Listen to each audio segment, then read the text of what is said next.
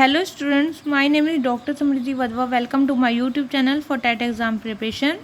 Chapter 5th was Child Centered and Progressive Education. Chapter 6th is Intelligence, बुद्धि, Construct and Critical Perspective. बुद्धि क्या होती है? बहुत से मनोवैज्ञानिकों का इस कॉन्सेप्ट पर एक मत नहीं है। मनोवैज्ञानिक अपनी अपनी विचारधाराओं के द्वारा कहते हैं कि कोई भी दो व्यक्ति एक जैसे नहीं होते। किसी की बुद्धि तेज होती है, किसी की मंद होती है। कोई जल्दी काम कर लेता है, कोई बहुत धीरे धीरे काम करता है। कोई व्यक्ति अपनी समस्याओं को जल्दी हल कर लेता है, कोई व्यक्ति अपनी समस्याओं में स्वयं उलझ जाता है। कोई व्यक्ति नई स्थिति के साथ या अपने वातावरण के साथ समायोजन स्थापित कर लेते हैं और कोई व्यक्ति इसमें कठिनाई का अनुभव करता है। तो इन सभी विभिन्नताओं को मनोवैज्ञानिकों ने बुद्धि की अवधारणा के रूप में प्रस्तुत किया है। बलार्ड्स के व्यू के अनुसार, while the teacher tries to cultivate intelligence and psychologist tries to measure intelligence but nobody seems to know what is intelligent. अध्यापक बुद्धि के विकास का प्रयत्न करता है और मनोवैज्ञानिक बुद्धि को मापने का प्रयत्न करते हैं, परंतु लगता है कि किसी को मालूम नहीं है कि बुद्धि क्या है। Meaning of intelligence. Intelligence is the capacity for relational, constructive and original thinking directed to the attainment of some end it is the ability to learn, ability to solve the problem and ability to make adjustment. बुद्धि सापेक्षित यानी क्षमता है, रचनात्मक एवं निर्माणात्मक मौलिक चिंतन है जो किसी उद्देश्य की प्राप्ति या प्रगति के लिए किया जाता है। यह सीखने की योग्यता, समस्या समाधान की योग्यता और समायोजन प्राप्त करने की योग्यता है। बहुत से मनोवैज्ञानिकों ने इसे सीखने की योग्यता बताया है। कईयों ने इसे व्यक्ति की समस्या समाधान की योग्यता को बताया है और कईयों ने इसे समायोजन प्राप्त करने की योग्यता को बताया है। इस तरह कह सकते हैं कि जो बुद्धि है, इंटेलिजेंस है, वो हमें अपने वातावरण को समझने और उसमें समायोजन करने की योग्यता प्राप्त करने में सहायता करती है। Characteristics of intelligence. बुद्धि की विशेषताएं कौन कौन सी हैं? First is इनेट natural power. बुद्धि जन्मजात प्राकृतिक शक्ति है, यानी कि जन्मजात है, नेचुरल है। Second is learning and adjustment. यह व्यक्ति को सीखने और समायोजन करने में सहायता करती है। Difficult problem. यह समस्याओं का समाधान करने में सहायता करती है। हेरिडिटी, वंश बुद्धि पर प्रभाव डालता है। कहते हैं कई बार कि अगर कोई व्यक्ति इंटेलिजेंट है तो उसका बच्चा भी इंटेलिजेंट होगा। Next is the fifth, sex. लिंग भेद के कारण बुद्धि में अंतर दिखाई नहीं देता। ऐसा नहीं कह सकते कि लड़की जो है लड़कों की अपेक्षा कम बुद्धिमान होगी। Sixth, environment, training and education. वातावरण, प्रशिक्षण और शिक्षा बुद्धि को प्रभावित करती है। Seventh is socio economic and cultural factor and racial differences. सामाजिक, आर्थिक और सांस्कृतिक और जातीय विभिन्नताएं भी बुद्धि को प्रभावित करती हैं। Eighth point is adolescence age. किशोर अवस्था तक बुद्धि का विकास रुक जाता है। Ninth point is relation between intelligence and knowledge. बुद्धि और ज्ञान में संबंध होता है। बुद्धि ज्ञान को विकसित कर सकती है, लेकिन ज्ञान बुद्धि को विकसित नहीं कर सकता। Tenth is average. बच्चों की शैक्षिक योग्यता सामान्यतः एक ही औसत की होती है।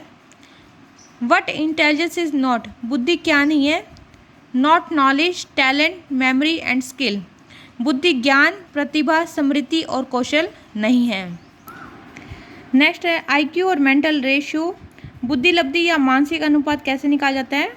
1912 में साइकोलॉजिस्ट विलियम स्टर्न ने आईक्यू शब्द का प्रयोग किया था।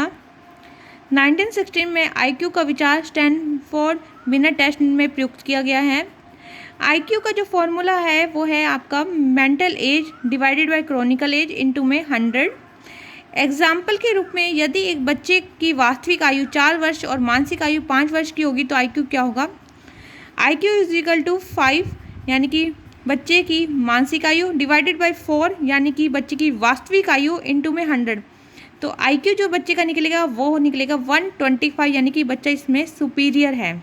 ये हम एक टेबल के द्वारा समझेंगे। आईक्यू मीन्स IQ को रिप्रेजेंट किया गया इंटेलिजेंट क्वेश्चन के द्वारा यानी बुद्धि लब्धि।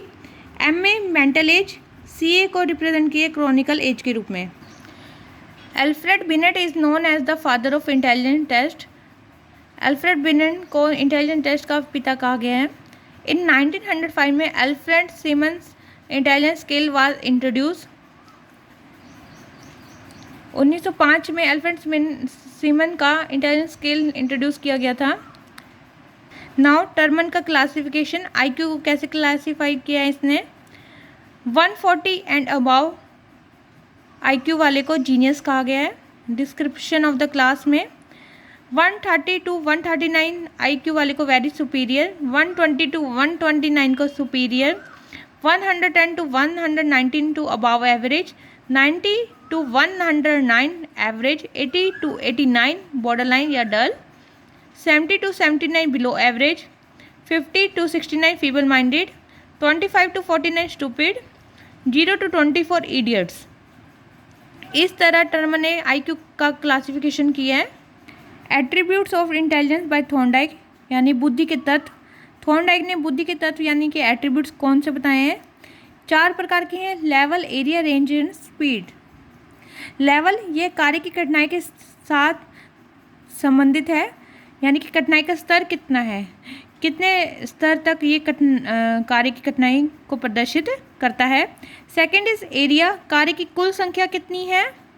रेंज, विस्तार, एक ही प्रकार के कितने कठिन कार्य बुद्धि कर सकती है। स्पीड, किसी तेजी से के साथ करने की स्थिति कि बुद्धि कितनी तेजी के साथ किसी कार्य को कर सकती है। ये थॉर्नडाइक के द्वारा 4 स्तर हैं, level, area, range and speed. Now types of intelligence by Thorndike. Thorndike ने 3 प्रकार के बुद्धि का विवरण दिया है। फर्स्ट इज एब्स्ट्रैक्ट इंटेलिजेंस, अमूर्त बुद्धि। अमूर्त बुद्धि यानी कि एब्स्ट्रैक्ट, यह प्रतीकों, शब्दों, अंकों, सूत्रों आदि को सुलझाने की योग्यता है। सेकेंड इज मैकेनिकल इंटेलिजेंस, यांत्रिक बुद्धि, यह यंत्रों पर काम करने और उनकी जानकारी रखने की योग्यता है। सोशल इंटेलिजेंस, सामाजिक बुद्धि, समाज के साथ समायोजन और समाज की समस्याओं का समाधान करने की योग्यता है। अदर टाइप्स ऑफ इंटेलिजेंस, कई मनोवैज्ञानिकों ने अदर टाइप्स बताए हैं। फर्स्ट इज कंक्रीट इंटेलिजेंस, मूर्त बुद्धि, मूर्त क्रियाओं को समझने की योग्यता है। मूर्त जो है थॉर्नडाइक के द्वारा बताई गई मैकेनिकल इंटेलिजेंस की तरह ही है। इमोशनल इंटेलिजेंस, संवेगात्मक बुद्धि, संवेगों को समझने की योग्यता, डैनियल गोलमैन ने बताया है। स्पिरिचुअल इंटेलिजेंस, आध्यात्मिक बुद्धि, अर्थों और मूल्यों संबंधी समस्याओं का समाधान निकालने की योग्यता है। आध्यात्मिक बुद्धि सर्वश्रेष्ठ है जो स्वयं को समझने में सहायक होती है।